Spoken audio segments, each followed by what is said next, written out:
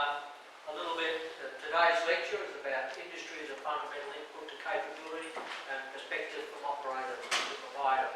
We're very fortunate to have with us today Pietro, who's leading Lockheed Martin to achieve its vision to be Australia's partner of choice for defence aerospace sustainment technology solutions.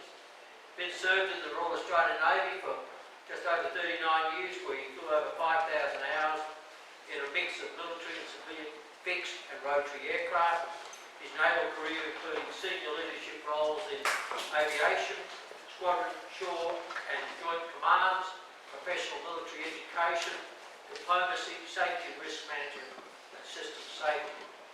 He served as the Naval Attaché to the United States, where he was awarded the Legion of Merit for the Officer Division.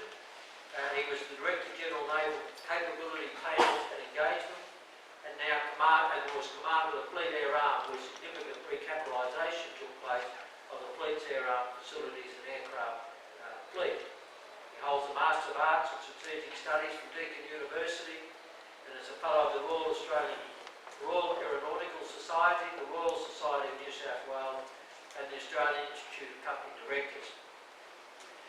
He's going to speak to us today about the dramatic reorientation that has occurred in Australia's defence and its supporting industry in recent years, with the announcements of the federal government.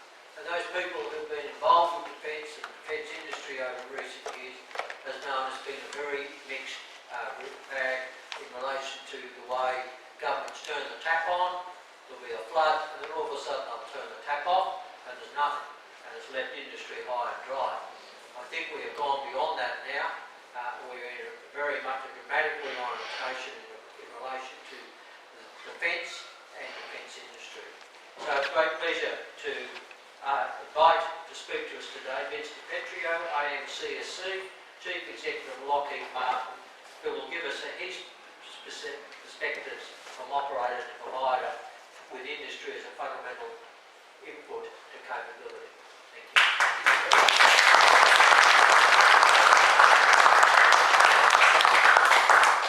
Thank you all very much indeed for allowing me to invade your meeting. Congratulations on what is an extraordinary facility. I'd also please like to begin by acknowledging the traditional owners of the land and where we meet, but also very importantly the sacrifice and those since the traditional owners whose memory and service is recognised in this place. So what I'm going to do is I'm holding this phone not because I'm a millennial trying to keep up with my emails, it's because I can't find the hard copy of the speech, so I've just pulled it down on my phone and I'll just use the phone. The other thing I need to fully disclose is that the very kindly gentleman who introduced me to my wife 38 years ago is in the room, so I'm going to keep this as very concise and as appropriate as I can in case word gets back to the girl who's still a bride. What I want to do is, before you can start talking about the present, and certainly before you deserve the right to project into the future, you'd better give a jolly good thought to the past and how it is we got here. Because we're always, I think, a little bit guilty of not realising that every one of us is a custodian. None of us owns anything except our own reputation and our own commitment. Everything else that we are put into life on the planet, we are the custodians. I treated my naval service for 39 years and 7 months that way, and I was delighted to have had every possible reward under the sun, even those I didn't ask for. Equally, this job has been a terrific opportunity and a great experience, but I also realise that I'm just the custodian in a very long line, and I'll walk you through why. So, the journey today is going to be a little bit about who am I, not because I like talking about myself, but just because so you get some credibility from me being here in the first place. The second thing I wanted to talk about is what is Lockheed Martin? What are we? Both corporately in the global sense, but very importantly, what's the association been with Australia? The third thing I want to do is just what I call a peek in the rearview mirror. Let's just have a look at what Lockheed Martin has done in Australia and how far back. And then I want to have a little bit of a look out the windscreen to see what the future might look like with what we can bring to the discussion. And then the final bit is we're going to have a look at the workforce of the future, because I am not a subscriber to the notion that there is something wrong with the youth of today. I'm sorry, and I won't say the word bullshit on television, but I think that's not true. it is very, very important to realise exactly what we do have in Australia and the talent that's coming up through the schools. And I'll show you with some real pictures of exactly what I've had the privilege of being a part of in the last months. It's been terrific. And the final thing is we're going to have a talk about it. I'm going to take off my jacket, we're going to turn off that machine, and you can ask me whatever you want. If I can answer you, I will. Okay, let's just start. I can begin. My background, as you've already heard, is naval aviation predominantly. Just shy of 40 years of service, and thoroughly enjoyed every minute of it. Joined at 17 and a week at HMAS Cerberus in 1976, and went off to be pilot trained through the Air Force system at RAF Point Cook and RAF Base Pearce in Western Australia. And then subsequent to that, just spent a great deal of time flying both fixed and rotary wing aircraft in a couple of iterations, totaling about 5,000 hours. Lucky enough to command a squadron, lucky enough to get a couple of flights at sea, and also the last 3 years of service being my command of the Fleet Air Arm. So that's basically it. I won't go into too much more detail than that, but if I could just show you what I walked you through, who's Lockheed Martin Australia. Let's have a peek in the rearview mirror, let's look out the windscreen and the workforce of the future, and then we'll have a talk. Next slide. I've just put up 3 slides of the last 3 years in uniform, because this was probably the most significant recapitalisation of equipment for the Royal Australian Navy, certainly for the Fleet Air Arm, in so many ways. It's the MH-60 Romeo helicopter. It looks like its older brother, which I picked up in 1988 in Stratford, Connecticut, the S-70B2. They look almost identical. But what's in the machine has proven that if you're on a really good thing and you've got a good taxi, just change the technology in it. Don't worry too much about changing the platform. There's a lot to be learned in that, and that's something that's going to carry on through the next decades with the F-35. We'll look through that very slowly as well. It's an amazing machine. It's probably the world's most competent, it is the world's most competent maritime combat helicopter. Sikorsky was acquired by Lockheed Martin about 3 years ago, and the reason for that acquisition was basically to take the rotary wing dynamics of the next generation of future vertical lift, or what we call future vertical lift, and treat it much the same way as we've managed the Joint Strike Fighter and the next evolution of fighter aircraft into the 5th generation technology. Next slide, please. Like I say, this is just some of my favourite pictures. I wish I was in the machine, but I wasn't. Next. And that's probably the greatest single return in tactical terms for the Royal Australian Navy, is the dipping sonar. We used to be absolutely expert at it with the Wessex and then the Sea King, and then we watched all of those skills atrophy as we took the dipping sonar out of our inventory, and now we're getting back into that game. Now this particular sonar is built by a French company called Thales. It is only active, so in other words it can't listen, it can only emit energy in the water to look for submarines in a very aggressive and active way. For the passive side of it, how we want to listen and learn and see what's actually in the water without them knowing we're listening, we use sonar boards and technologies like that. But it is a quantum leap back to the future for us. I think in the future the submarine in the South China Sea is going to be the weapon of choice. And it doesn't mean you have to go out there and sink it every time. You've just got to know where they are, and you've just got to be there present to make sure you're just stopping them doing what they want to do in the ocean, and that you're actually being able to exert your positive influence, namely Australia's, in being a partner of choice and wanting just to trade and use the sea for what it's designed to be used for. So it's a really terrific machine. I wish we bought more of them, and I'm sorry to say that on record, but I wish we bought more of them. I think that the RME could certainly do more than the 24 that are required. Next slide, please. Okay, so let's talk about Lockheed Martin for a minute. So most people don't realise that the connection with Australia for Lockheed Martin is a really, really long one. So after the First World War, the first person to fly across the Arctic and the Antarctic was Sir Hubert Wilkins. Now he tried it in 3 different types of machine. The third one was successful, and that's a picture of it there. It's a Lockheed Vega. He was in a hotel in Burbank, and he saw this machine having just failed his 3rd attempt. And he saw this machine flying around in the skies, and he thought, that's the machine for me. I bet you that could do what I wanted to do. And in fact, he did fly it across the Arctic Circle twice, and then across the Antarctic once. So the connection with Lockheed for Australia goes back to that Australian back in the late 1918 period, early 1919. Next slide, please. Now, Sir Hubert Wilkins, The machine that he failed to cross the Arctic in the second time was a Fokker trimotor. And when he decided to replace the trimotor, it was a 3-engine machine with the single-engine Vega. Hold that thought. Single engine versus 3. To cross the Arctic, what could possibly go wrong?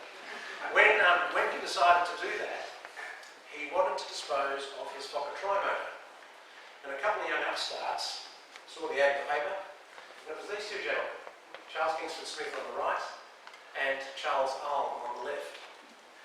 And they bought that trimotor and it became the Southern Cross. If you want to see the Southern Cross, it's at Brisbane Airport right now. So as far back as the early 20s, the connection with Lockheed was already getting deeper by the second. Why? Because the machine of choice that Smithy went to do some of the more difficult record-breaking missions that he wanted to fly from London to Australia, across the Tasman, around Australia, he chose another single-engine machine, a Lockheed Altair, which became the Lady Southern Cross. Now, of course, he and Tommy Bethybridge were lost at sea on the 9th of November 1935 in the Andaman Sea in that machine. So, of course, we have no remnants of it other than a few bits that have been dived on and recovered. But the point being is that the connection with Lockheed was significant. And just for a little bit of interest's sake, a little bit of trivia questioning, if you ever get into a pub and someone asks, does anybody know what all Lockheed aeroplanes are named after? Close. Stars, celestial bodies or constellations. Hercules, Orion, Neptune, Vega, Altair, F-35 Lightning, P-20 and P-38 Lightning. They're all named after celestial bodies. There was only one aircraft in Lockheed's inventory that wasn't. And that was the Lockheed Hudson. Because it was the only machine that was made under licence off the continental USA back in the Second World War. So it was given a name which was not consistent with the nomenclature of the machines. The Lockheed badge, still to this day, is a star, a 5-pointed star, because it started life as the Lockheed brothers emblem, which was a star with a long tail, and it still is that to this day. So that's just a bit of an aside. Next slide, please. Smithy did quite a lot in the Altair, not the least of which was getting out of an aeroplane in Sydney and saying, "Hello Aussies, my kingdom for a smoke." And apparently that's the one that made it. Next slide, please. That was the Altair, an amazing machine powered by a Pratt & Whitney Wasp engine. Now interestingly, 84 years later, 2 F-35 Lightning strike fighters flew from Luke Air Force Base in Arizona and all the way to Avalon with about 14 air-to-air refuels across the Pacific each. And both of those machines were powered by a single Pratt & Whitney engine 84 years later. So the connections there are very deep at the corporate level. Now that particular hangar there, if you were to go to Sydney Airport now, that's about Terminal 2, about Gate 4, is where that shed is. I'm ready to leave. So, next slide. So what else has Lockheed done in Australia? Well, the Hercules has served Australia. Last year was the 60th anniversary of Hercules operations in Australia. We were the first overseas customer of the Hercules aircraft of Lockheed Aircraft Corporation. We've flown the A model, the E model, the H model and the J model is currently in service, the Super Herc. Next slide. We also had a very long relationship with the P2 Neptune. That served Australia as our first long-range maritime patrol aircraft with any serious capability for many decades. And it was replaced by the P3 Orion, which is still in service today, on its way out of course with the P8 replacing it. But that machine celebrated its 50th anniversary last year. And while we're on the subject of anniversaries, next slide please. The Lockheed Constellation, Super Constellation. They were the aircraft that made Australia's transcontinental aspirations of air travel a reality. Now that machine actually celebrated its 60th anniversary since arriving in Australia last year as well. So last year was a big year, 2018 for Lockheed and its connection with Australia. Next. What are we doing these days? Well, some of you are pretty familiar with that, I hope. That's Australia's latest air warfare destroyer, HMAS Hobart. The brains of that ship, which is basically everything that sits north of there. The brains of that ship is the Aegis Combat Data System. That is a Lockheed Martin product, which is built for the United States Navy as the owners of the IP. But that is effectively the most advanced combat data management system available. Now, this particular variant on the 3-air warfare destroyers is variant 8.1. We've just been approved to be the combat system provider and the integrator for the Hunter class frigates, the next future frigate program, where we'll be building 9 of these units, but to the next level up, which is standard 9.1, baseline 9.1. The difference being between the two is that 9.1 is largely driven by completely digitised off-the-shelf technology, and its availability and its longevity in the ship doesn't actually require specialist dockyard type work to do what we would have to do in variants before this one, for example, where you have to take basically a lot of components out of the ship and repair separately. So it's quite an amazing step forward. Next slide, please. This is the production line of the F-35 Joint Strike Fighter at Fort Worth in Texas. Now, there are 3 of these manufacturing sheds. They're basically huge production lines that were built during the Second World War. This is the one that's in Texas. It is 1 mile and 25 feet long, which is 25 feet longer than the other 2, because the governor of Texas at the time said we're not having the same as anybody else. Now, inside this shed, we also built, not we, but have been assembled the wartime FB-29s and also the F-111, the General Dynamics. And it's now the home of the F-35 production. F-35 production at the moment, last year we met our target of 91 production aeroplanes in what we call low rate production, and now we're ramping up to max rate production. And by the time that hits, there will be about 3,500 of these machines produced for the current customer base. And I'll walk you through a little bit more about that in a moment. But on this line, the one thing you notice if you ever have the privilege to visit it is that it is absolutely silent. There's no hammering, there's no riveting, there's no drilling. It's all carbon composite and an amazing technology putting these things together. And the noisiest part of the whole evolution is the little golf carts you can see that drive visitors like us around to show them what's happening on the line. And all the way along the line are aircraft that belong, all 3 variants, A, B and C, the A being the conventional takeoff, B being the vertical, and the C being the carrier-borne variant. All of them are being built simultaneously along that line, and for all the customers that have, all the national customers that have joined the joint program. Next slide. That's a couple of our Australian machines with kangaroos on the side. We have taken delivery of 10. 2 have arrived in Australia and now RAF base Williamtown. They arrived on the 10th of December. And they too flew across the Pacific, having refuelled 16 times because they cut Guam out of the leg this time. They went from Luke Air Force Base to Hickam straight to Amberley down to Newcastle for their arrival. They're an extraordinary machine because of what they bring to warfare, and we'll talk about that later. Please forget everything you've heard about it's no good in a dogfight and, you know, the technology of the places is better. That is just not true. That is just not true. Interestingly, the cost of these machines is actually cheaper than one of the places. Why? Because of the technology involved in the assembly and the componentry and exactly all of the things that go into this machine to make it so amazing, being of the current generation of technology. Therefore, you'd expect it to be more reliable, much easier to work. And that is all proving to be true. So, next slide. There it is touching down. That's airframe number 9, touching down for the first time at RAF Base Williamtown on the 10th of December. And 2 of these machines escorted 4 F-18 Hornets into the runway. It was nice to see 2 of these in the out before they're on the runners. Next. Let's talk a bit about Lockheed Martin Australia. I've got some of these to take away with you. Please feel free to do so. This is what I call my infographic. It's just not, it was not an easy thing to do to try and amplify what it is that Lockheed Martin and Lockheed Martin Australia does, but this tries to capture that in basically a very simple diagram. 2 numbers of importance is the 950 Lockheed Martin employees in Australia, so they're folks that work in my team. 950 wearing lanyards with Lockheed Martin Australia on them. But very importantly, as of the end of November, 3,687 Australians get out of bed every morning to make something we've asked them to make. They don't work for us. We've picked the best of breed in the technologies and the components that they make, through an incredibly rigorous process to make sure they're not only the best product, but also that their systems and their design laboratories and all that sort of stuff are compliant with the very high standards of cyber protection that we need. And then they're selected to join the global supply chain. Now, as of about halfway through last year, that particular activity was generating $1.4 billion of export earnings for Australian companies to provide components for the F-35.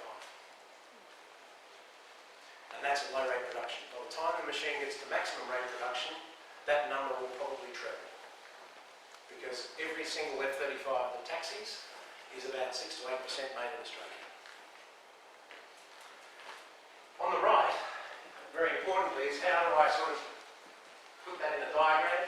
Put very simply the grey bits above, that's if you like the multiplication factor, the number of folks that get out of bed to work for us, and the colour-coded bits down the bottom are the various domains in which we've asked them to do things for us. So maritime systems, command control, communications, computers and so on, air mobility, aircrew training, helicopter maintenance and support, specialist roles, space systems engineering, and our Stellar Lab in Melbourne, which is the first research and development establishment of Lockheed as a corporation off the continental United States, and it's based in Melbourne, in the University of Melbourne precinct.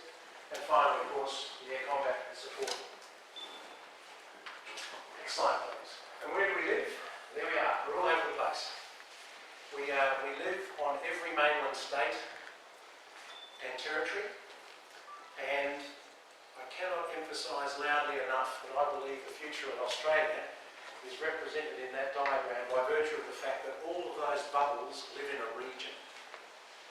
When you look at the things that are available to us in Gippsland, the Shoalhaven, the Hunter, the Hawkesbury, in Adelaide, in Perth, and in some of the far northern reaches of Queensland, where a lot of people who have served, retire and stay put.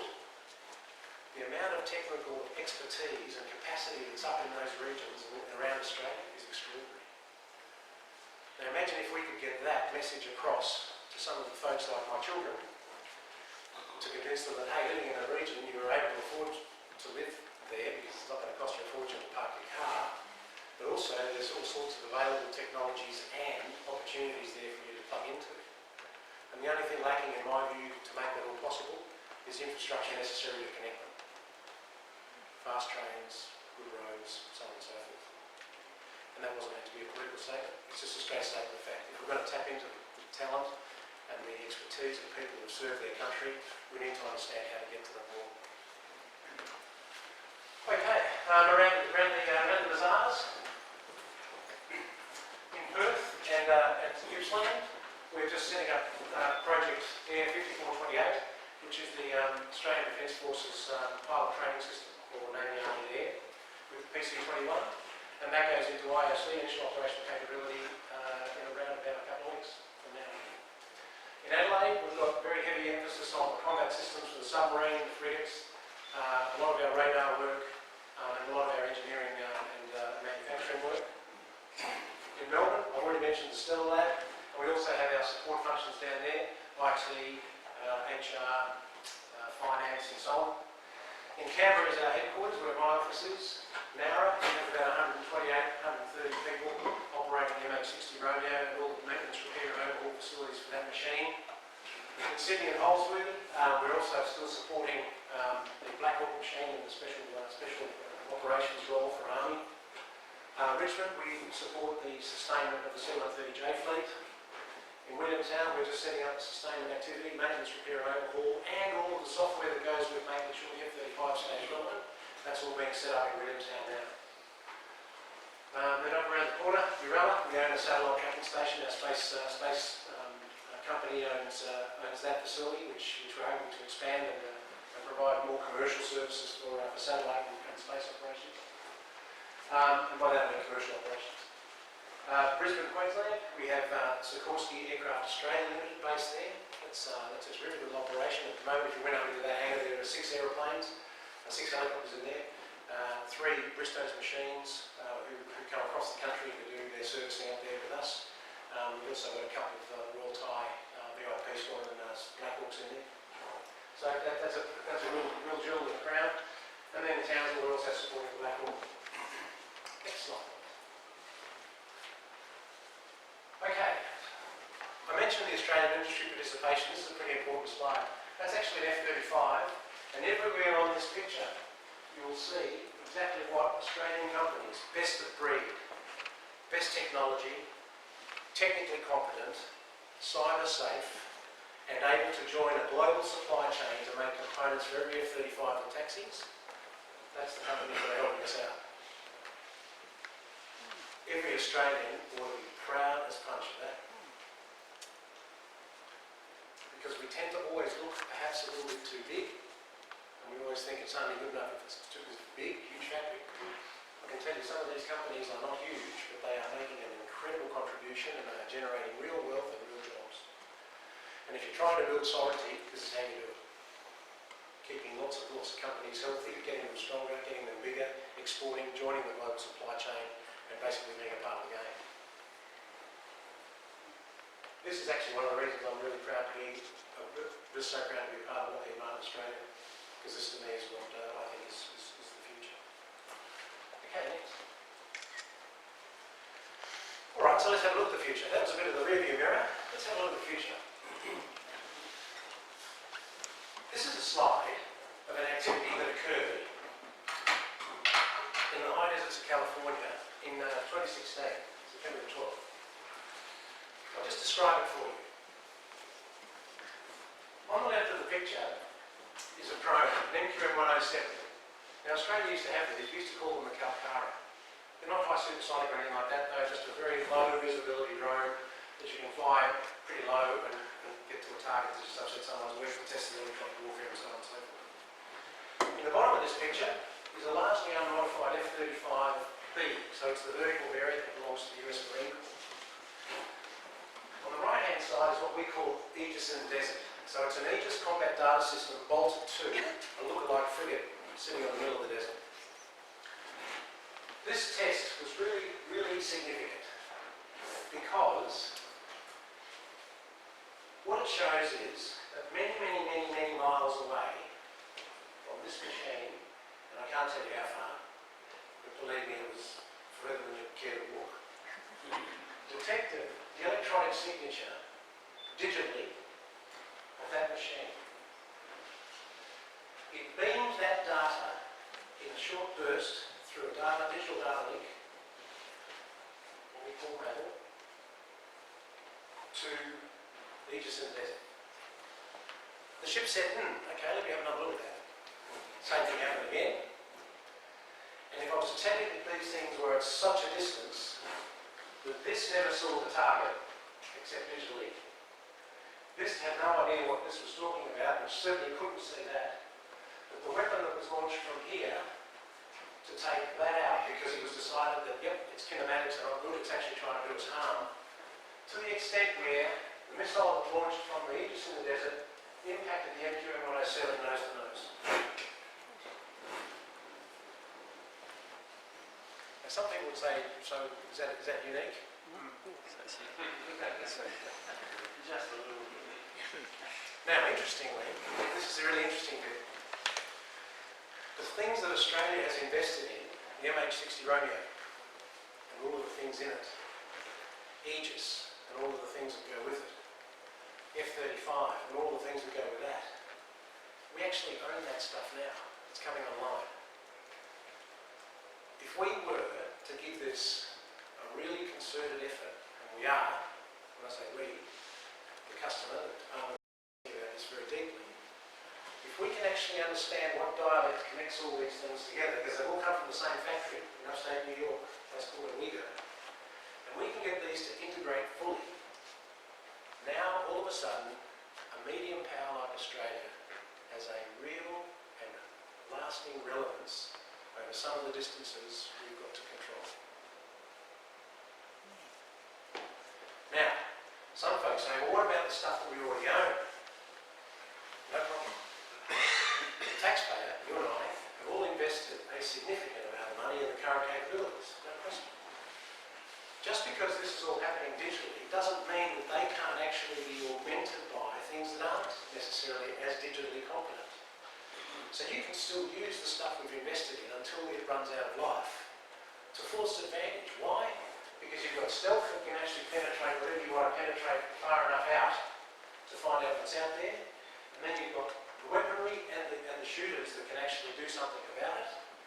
And very importantly, all of the things that are currently in the existing fleet, they remain every bit as relevant as tasked machines to prosecute the target.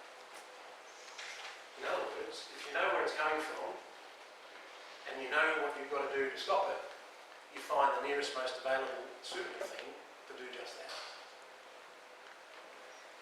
This is really exciting. And why is it exciting? I think it's because it's defence, it's true defence. I'm not going to start anything, but if you cross that line, I can do something about it. And I can do something about it before you even know I'm there. Let's go on. Love it. Okay, next slide. So, the LNA vision is to be the partner of choice for defence, aerospace, sustainment and technology solutions. Why? Because I just think we're in the box seat to be engaged in all of it. I'm not talking about just selling stuff. We want to actually be the partner of choice. When someone wants to talk about something, my vision of a successful day is someone gave us a call and said, we have to talk to you about things because we think you might be able to help us with this. Now, if that turns into a purchase or an acquisition somewhere downstream, that's fine. But it's got to be more about what we're doing for the defence of Australia and how we can bring value to that discussion. So let's talk about the workforce of the future. Someone's got to pick all this stuff up. Why is it important? Let me just give you a couple of parallels. When I had the privilege of serving in uniform, I used to say to the kids down at Narrow as we were introducing the Romeo, it takes the average Australian a lifetime to generate and raise $1 million of taxation. It takes the average Australian a lifetime to generate $1 million of contributions in tax. And here we are talking about machines that are $3.4 billion programs. 3,400 Australians' lifetimes work. We cannot afford to be too precious and think it's all about us because it ain't. We're the custodians. We've got to get this stuff working right and we've got to get it working efficiently from the start. And then the motivation for all of us would be just make sure that we just keep this stuff contemporary and current and we stay ahead of the game. Why?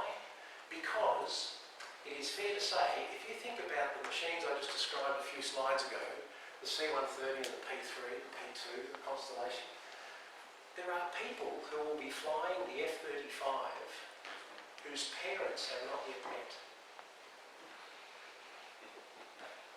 There are people who will be sailing in the Aegis destroyer and crew and frigates whose grandparents have not yet met. That's the longevity of these projects. That's the longevity of these artefacts. And now with digital technologies, if you build the artefacts and the platform right in the first instance, which I think we're doing pretty well with, then all you're going to keep doing is making sure that the technology inside it is keeping up. That's why I love the Seahawk Romeo. It looks just like its 30-year-old brother or sister, depending on which one in fact it came out. But they couldn't be further apart because of what's in them. So let's have a look at the workforce of the future with those two very sobering thoughts. Next, please. One of the greatest parts of my job is being able to interact with all sorts of folks. Now this here is a thing called the National Youth Science Forum. We're dead smack in the middle of the 2019 cohort. We've just had two teams running through Canberra and Queensland, and I'm just about to do the final dinner for the last lot in Canberra on Thursday night. This is about Rotary International around Australia picks folks that are going into Year 12 who have got a bent for STEM and want to try and do a little bit of, get more engaged in STEM and see what's available. And then the Rotary movement selects them, picks them, and then we parachute them in lots of 200 into either the ANU or the University of Southern Queensland. And they stay there in January of each year, and then we literally bombard them with as much connection and contact with people who are actively involved in STEM as we can. Science, technology, engineering and maths. And this is just a very small selection of last year's lot. Incredible numbers. 43% of these young Australian adults come from the regions, they're not from cities. 61% of last year's cohort were young women. Now, unfortunately, that's not translating that way out at the end of university. So there's one thing we probably ought to be rolling our sleeves up with, wondering why. Next slide. We also support Women in Aviation Aerospace Australia. This is for people between 18 and 24 years of age. We don't just buy lunch, we make folks come to these seminars around from Queensland, New South Wales, Victoria, South Australia. We we encourage them to bring a peer, of either sex, doesn't matter, but it's got to basically be participating in the seminar, which is talking about what the opportunities are across aviation, aerospace and engineering. Now last year we touched 120 young aspirants in that way, and it was a terrific use of money, in my view. Next. Now this one is going to blow your mind, because it certainly blew mine. These are all kids between 12 and 14, and they're very prospective teachers, and in the front are primary school kids, and this is the Formula One in Schools competition in the Hunter Valley. This is in the Cessnock, the Maitland basketball court centre. Now what these kids are doing is their stands are behind them there. Now this is an international competition, and they have to make a Formula One racing car out of balsa wood. And it has to be propelled by one of those little bottles you put into a soda stream, those little green bottles, a little bit like a bottle. And they literally hurl them down these tracks. And they race them against each other. Now here's the thing that blows your mind. Australia has won this competition internationally more than any other nation. The other thing that blows your mind about this particular evolution is that the cars they make involves CAD/CAM, so computer-assisted design and computer-assisted manufacture. It requires them to understand high-resolution resin three-dimensional printing, high-resolution rendering, so they've got to produce the graphics with all the angles, they've got to actually log it and record it. Some of them are even delving and dabbling in laying carbon composite. Between 12 and 14 years of age, not a degree amongst them. And they're picking all that up on the side, just looking at 5 or 6 kids enthusiastic about something, going to the right place on the internet, on the web, getting the data and doing something with it. And I spent my day with these people with my jaw hanging mostly on the ground. And then it really hit rock bottom when I asked one of these teams, a lovely team of young Indigenous women, so how long did this take? Thinking like a true baby boomer, at least a year. She looks very demurely at her friends and I think it was 3 weeks.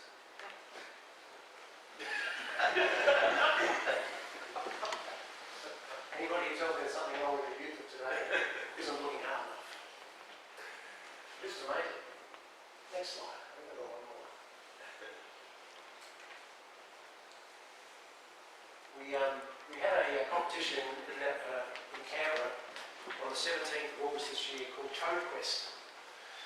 This was something which Professor Alan Duffy from Sky TV, the Science Channel, helped us advertise. And these are all kids between 15 and 16. And they come from around Australia. We had 17 teams. And they literally invade Lockheed Australia House in Canberra. We set them up into a very high technology computer lab, which we bring from the States in the UK to assemble for them. And then we pit them against each other, where they're actually competing with themselves by working down a list of 25 potential activities. And the further you get down the list, the more points you get. If I was to say to you what these kids were doing with coding and being able to understand the depth and breadth of what a computer can do, and this is just over 2.5 hours on a Saturday morning in Canberra, it would honestly blow your mind. It's just sensational. It's just sensational. And the best thing I got out of this day was that t-shirt, because I could actually hang myself off there, because they were far brighter than I'll ever be. But as you can see, I mean, there's not a great deal of age in that photo. And it's just inspirational to see some of these folks and what they do, and how they use technology to the greatest possible advantage in the most non-threatening of ways. Like just wish the media would catch some of this, because we hear a lot of bad stuff about technology, but it's not all bad. Some of it is actually really essential to make sure these people's minds stay stimulated to the extent we need them to stay stimulated. And then we've got to make sure that we don't watch 97% of our PhDs disappear overseas. We've got to stop that. And the 3% that stay, we've got to make sure we're not spending 3/4 of their life writing essays to put food on the table. We need them to use their brains, not their pens.